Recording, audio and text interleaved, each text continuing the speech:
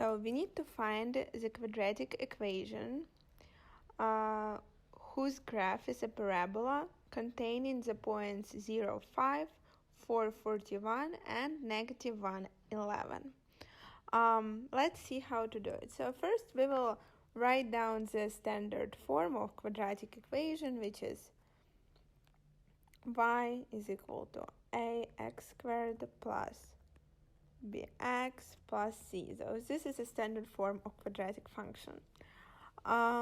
Let's start by substituting x and y by the values of coordinates of the first point. So here we have, let's write down part 1, x is equal to 0, y is equal to 5. So we have that 5 is equal to a times 0 plus b times 0 plus c. So we get that 5 is equal to c.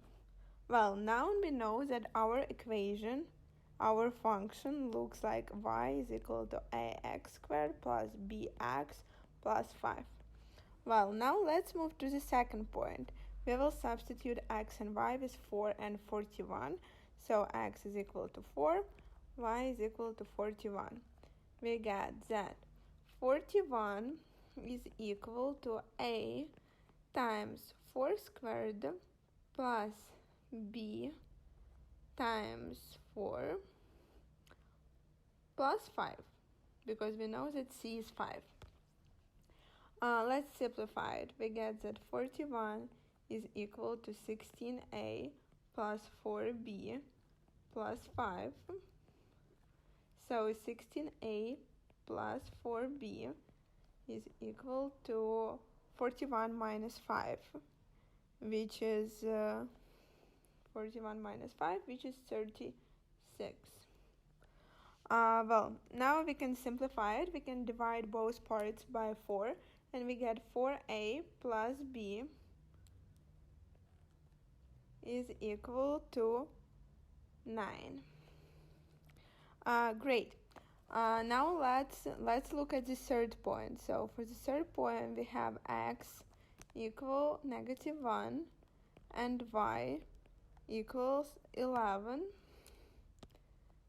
So we get that 11 is equal to a times negative 1 squared plus b times negative 1 plus 5. Again, we will simplify it, and we get that 11 is equal to a, because negative 1 squared is just 1, plus minus b plus 5. So that we know that a minus b is equal to 11 minus 5, which is 6. Well, now we have these two equations.